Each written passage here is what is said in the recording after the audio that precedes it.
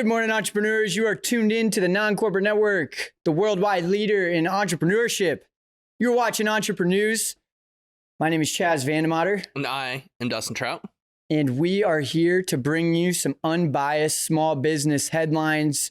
And the format of the show is that we pick the top 6 trending stories. We debate them for 3 minutes each. Whether you're tuned in on Facebook Live or you're tuned in through our podcast, Entreprenews, we appreciate you guys being here. Tell a friend about us. We want to keep everybody woke. But yeah, we're about ready to kick this off. Dustin, you have anything you want to mention before the dogfight begins? No, let's just dive in. Word. Okay, getting into our first story. So Instagram has announced, well, they haven't announced, but one second here. Instagram may plan on charging a fee to put links in captions. A 2017 patent suggests. This is just coming to light now, but Instagram has long been up for debate on where are you able to put links. You can't link it in the comments. You can't link anything in the caption on the post. You can't tag a link in the actual post. The only place that you have been able to have links is in your bio or via swipe up if you have 10,000 followers or more. Dustin, what do you think this does if Facebook monetizes the links that you add to captions? And what does this do for the platform as a whole, as well as the advertising side? Now, I think it's great, especially for those that might have a little bit larger audiences that don't necessarily need to put budget behind pushing each post or each post as an ad. I mean, everyone's always wanted that some form of link in the captions. So I think it's huge. It's going to give advertisers and brands another opportunity to drive traffic to where they want them to. Facebook, Instagram, they get a new revenue line. I think what'll be interesting to see is how it's unfolded and how advertisers use it. I mean, everyone's going to be quick to not necessarily abuse it, but be very direct response, be very salesy with it. Those who I think take a more branded approach and help use these links to enhance the overall customer experience, I think those people are going to win. But I think this just it's a new thing that's coming out, and I think people need to be quick on how they're going to leverage it. But I mean, what do you think? Do you think this is going to impact the user experience from a consumption standpoint? Yeah, I mean, it turns it into a search engine. You know, I'm on social media. I'm not on a search engine. And if everybody is branding the links all over every single post that I see, and I'm getting constantly taken away from Instagram, I'm not going to like that. I mean, you know, this has long been a platform where it feels like the swipe ups or the links that you're clicking are embedded into the app. They actually come up and you swipe it back down. And so it's very easy to stay inside or create the feeling that you're not leaving the app. And so if you continue to litter the entirety of Instagram with links all over the place, what used to be a great point of difference where it feels like every once in a while you can look at a link without leaving, it turns into just a touchpad to get you somewhere else. I think that's when this whole thing starts to seem a little bit transactional. And I think that if we get to that point, that you're going to see users that are fired up about this and they don't want to see this. And, you know, we've seen the emergence of TikTok. No one has a huge affinity to any one platform, I feel like, nowadays. You know, you bring up two points. One, I mean, Facebook is trying to figure out how to monetize the search side. I mean, they brought up placements where you can start paying to show up in search. And two, I wonder how quickly they're going to roll this out with, I mean, more consumption going towards stories and reels as opposed to the feed. And so, I mean, if no one's spending time on the feed, is there even reason to bring captions or clickable links within the captions on the feed? That's true. That's very true. Well, getting into our next story, Epic built a real life soundstage for their in-game Fortnite concerts. We've been following Epic Games in their suit with Apple. So this is a little bit outside of the realm of that story. But Dustin, we've seen that this has been a big deal. I mean, they've set record numbers of attendance with Rez was doing a live concert. Travis Scott did a live concert. It's really blown up. So I guess my question to you is, how does this affect the concert industry? That's very lucrative, and without having as many in-person concerts, is this a viable way to generate revenue? And do you think Epic is going to be on the forefront of this whole thing? Yeah, I mean, in terms of what they're doing, I mean, I love it. Even pre-COVID, I think creating more virtual experiences is just huge. I mean, you're giving people that might not be able to afford to fly out and go to the concert a way to actually be part of it. And then as a event planner and all that type of stuff, I mean, you create new revenue lines in the overall concert.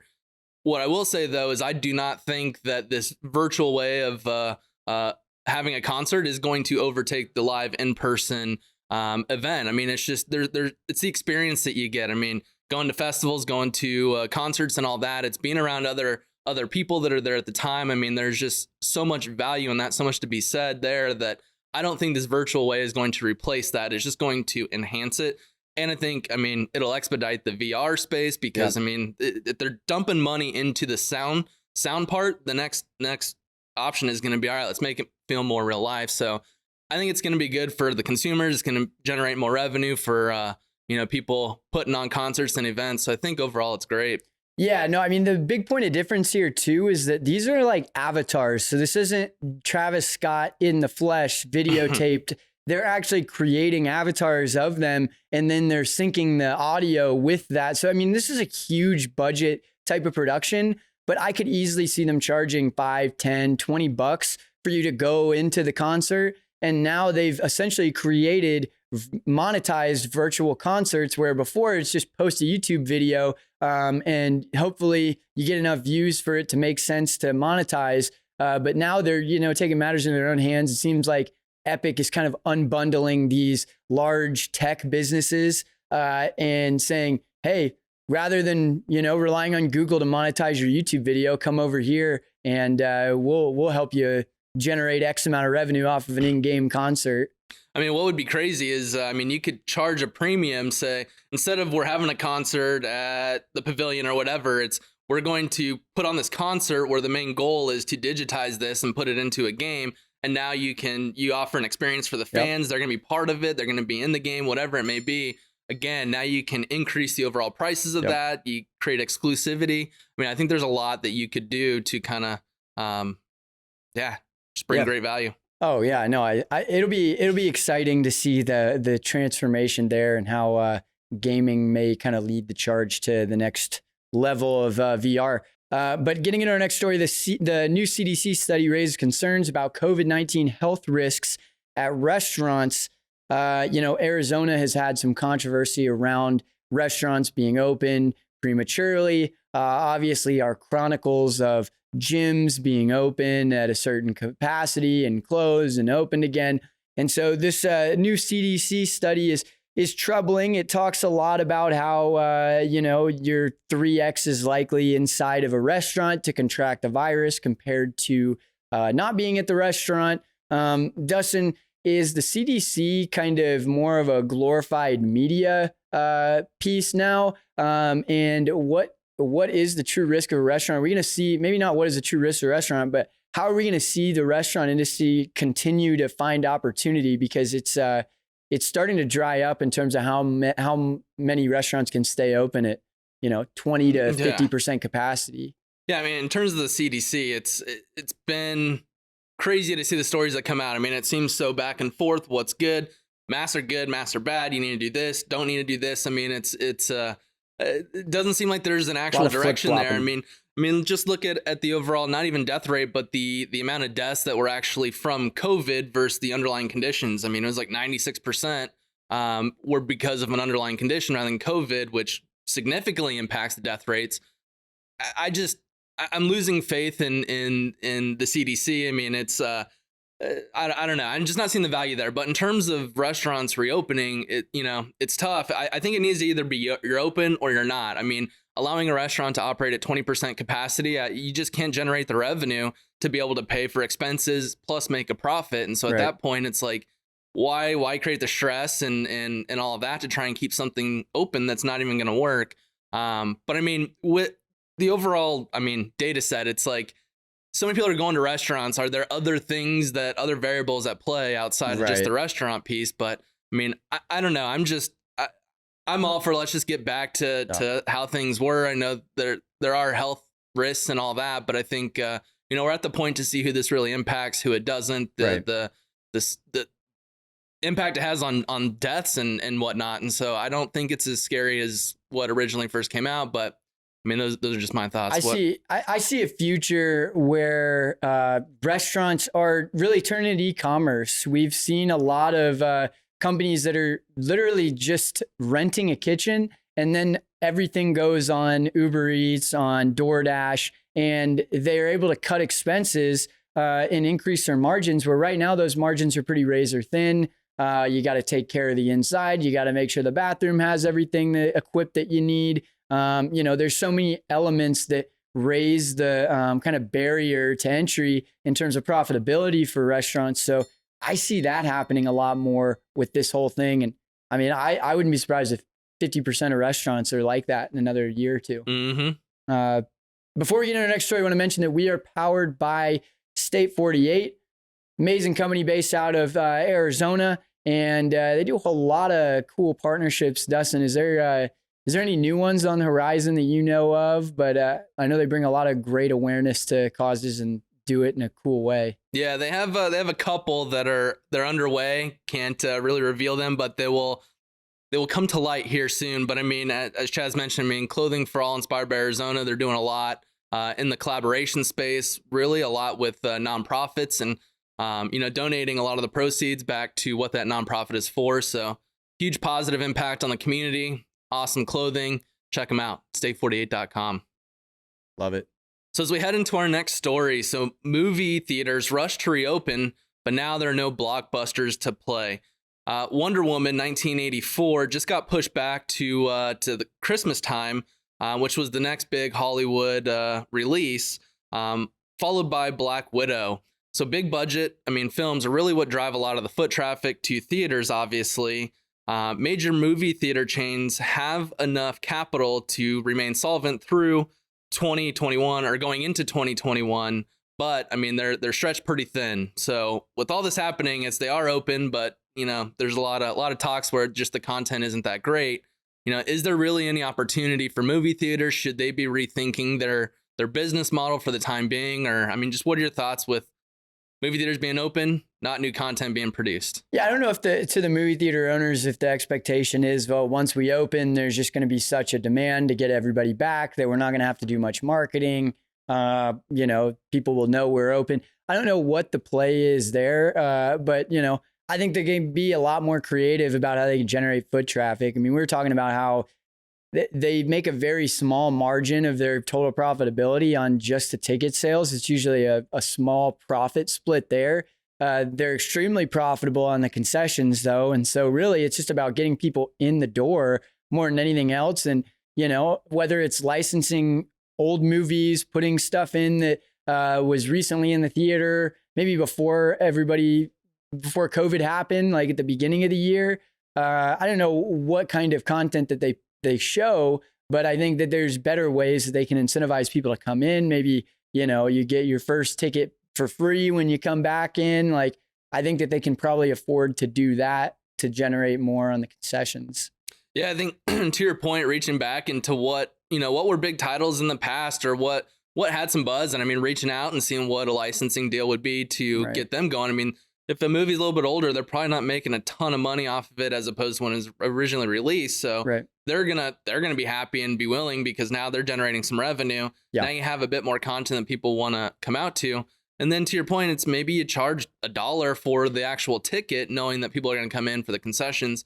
I think there's still something where you charge $15-20 a month, and then you can just come in once a day or unlimited times or whatever that may be. And I think they can make a little bit more margin on their tickets because people are willing to pay the $20. Get that streaming platform. Exactly. It's that reoccurring revenue. But I mean, there's a ton of space, but I think it all comes down to the communication plan. It's everyone's big on, hey, we're now reopened. But no, I haven't really seen too many ads speaking to how it's safe, why someone should come in.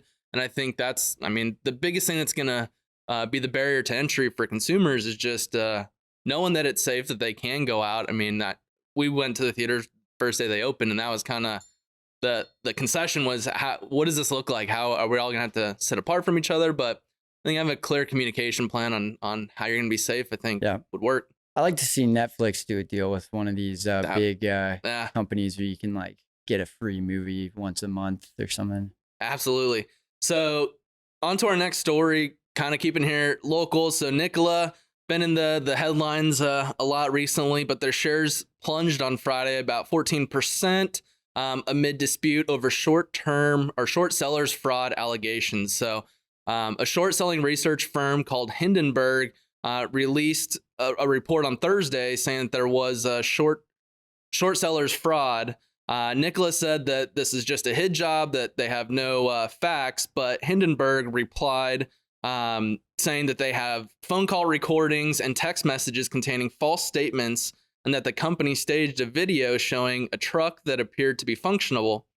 The research firm also said that the truck was actually towed to the top of the hill with a remote control. Essentially, what they were trying to pitch on where they are wasn't reality, essentially making the GM deal happen. And so, I mean, when it comes to trying to create proposals and all that, there is a lot of, well, these are just ideas and that's what you use to really pitch and sell.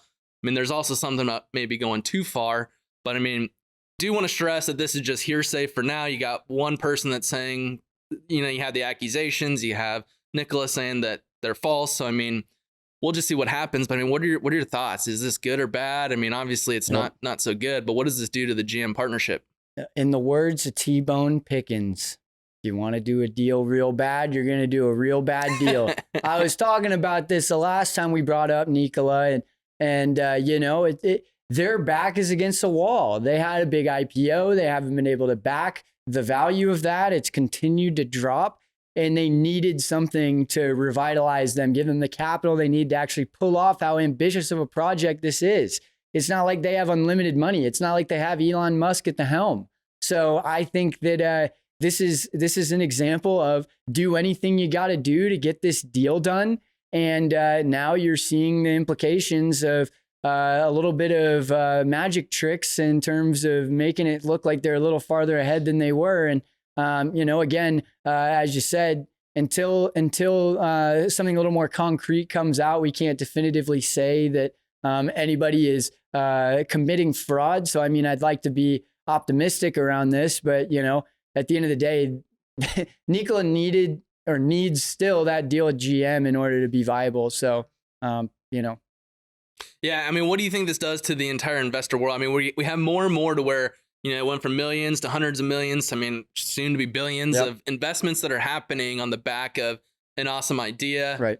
Have a decade before we're going to see viable profitability. I mean, do you think we're going to see more of a negative impact on the investing world because of stuff like this? Or, I mean, you just hope people are going to be a little more woke. We talk about the PE ratios all the time. I think this is a dawning of the age of the value stock, and these companies that have revenue to back their valuations are the ones that are going to be good investments. And if you're not looking at that, then you're playing a dice game, and, you know, maybe it'll pay off, but, you know, it's all going to be kind of faux valuation. If you're paying $3,000 for a share of Tesla and they haven't made a dime yet, like it's just, that's the game you're playing. It's going to be hot water. Yep. Yeah. Let's hope it's not that. And let's hope that it's just a hit job, but only time will tell. So on to the final story. So Oracle edges out Microsoft as the preferred buyer of TikTok. Looks like America will still have TikTok. Ding, so ding, ding. Sweet. Everyone's jumping for joy. So Microsoft was rolled out Sunday morning. They just couldn't come to terms. They couldn't disclose what the disconnect was. At the time, I mean, Sunday morning, no promises were made. And then within a few hours, I mean, less than 12 hours, a deal was struck with Oracle, which seems a little crazy considering that China, you know, said late last week that they're not even going to let a US deal happen. Trump wasn't budgeting on the deadline. And so here we are, a day before the deal, and it looks like that Oracle's going to come out on top and make it happen. So, I mean, crazy. What are your thoughts? Did you think this is going to happen? I mean, let's think about the timeline here. It started with stories being released that TikTok was doing a lot with U.S. consumer data that was illegal, and so, you know, government took a closer look at it. Then Trump announced September 15th deadline. TikTok will either be sold to an American company or will no longer exist. And then China got in the mix and said, anybody that wants to do a deal, they're going to have to go through us. We have to broker the deal. And then, Microsoft threw in a bid with Walmart. And now we've got Oracle that's closing the deal. You got TikTok fighting against Reels on Instagram. I mean, this is like a marketer's dream, a story like this and all of the things that are happening. But I mean, overall, like I said 2 weeks ago, when we talked about Oracle possibly being a partner, this is the deal that China wants to do. Oracle is a much more distributed data provider. They're a much more kind of universal data provider. And, they also don't have their hand dipped in any other kind of social media. They seem to have a little bit less regulation in the social media world. And so I think that if they're going to sell to anybody, it was Oracle. And, we'll see how it pans out for them. But, I just hope to have faith in the U.S. government. They're going to properly regulate this one. Yeah, it's interesting to see how it all played out. I mean, very, very similar to how China kind of rules whenever it comes to an American company coming into China. They regulate how you can do business there and all that type of stuff. And so, I mean, as much as we want to say we don't want to be like China and push ourselves away from it, I mean, after the coronavirus and this, it just seems more and more things that are happening that are making us in line with, China's actions just on who can open, who cannot. What companies can work with American companies and how that's going to be taxed and all that. So, I mean, in terms of the race on technology and all that, I mean, it's, I hope that we can keep innovating as a country. Because like I said, we're the leaders and now we're starting to follow more of what China's doing and China's lead. And so I'm hoping that we can remain on top. I agree with you there. I'm going to be interested to see how this advertising platform plays out. I think I'm pretty bullish on how Oracle is going to go about the monetization of this from an ad standpoint. And, it's interesting to see. I mean, at the end of the day, we got to hang our hats on, well, at least Facebook has a little more competition and they're not sitting there laughing that it went under and now they're still the only one. So, yep.